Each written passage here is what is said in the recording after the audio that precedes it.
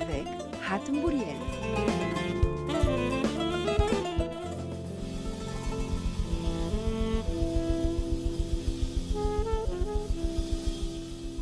Bonjour à toutes et à tous. J'ai le plaisir de vous retrouver avec la complicité de Nawel Saidi pour ce nouveau numéro d'Au jour le jour. Restez avec nous sur RTCI. L'écume des jours. Je voudrais vous parler aujourd'hui d'un monsieur qui s'est rendu fameux grâce aux cartes postales. Il s'appelle Hassin Mohsen et pendant très longtemps, il a été l'animateur des éditions Tanit, aujourd'hui disparues. Amateur de cartes postales, amateur également de timbres, Hassin Mohsen était un philatéliste réputé et on venait le consulter de loin pour savoir la valeur ou l'état de tel ou tel timbre. Pendant longtemps, à la rue Saint-Jean, devenue rue El Houdaybiya, il a tenu sa petite boutique et rassemblé véritablement tous ceux qui recherchaient des cartes de vœux, tous ceux qui recherchaient des cartes postales représentant les différents aspects du paysage tunisien. En tout cas, dans l'histoire des images tunisiennes, Hassin Mohsen occupe une place peut-être ténue, mais une place entière pour tout le travail qu'il avait pu réaliser dans le temps à la tête des éditions Tanit, aujourd'hui disparues depuis plusieurs années. Parlons tunisien.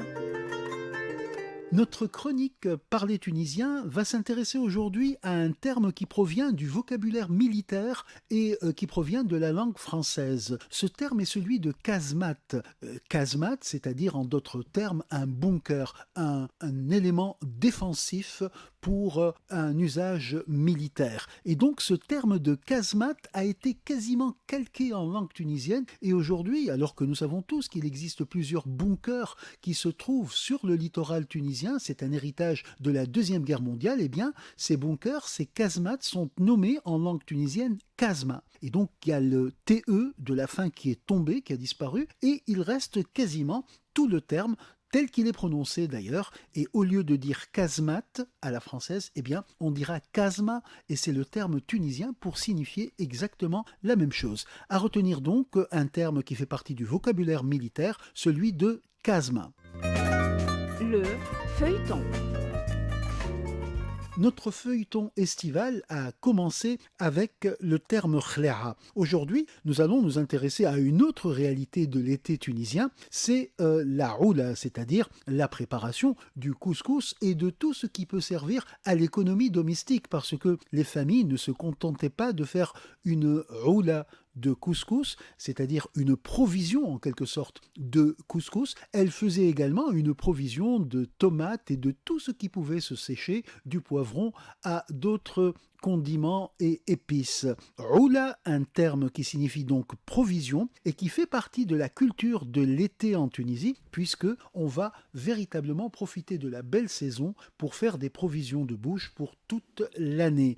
Oula, un terme à retenir, il fait partie du vocabulaire que nous vous proposons de découvrir pour notre feuilleton estival.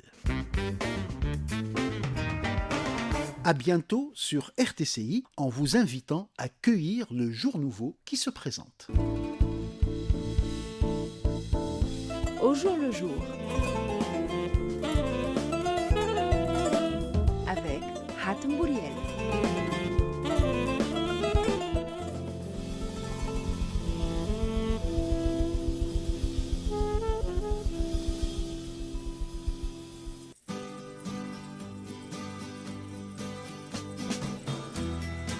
If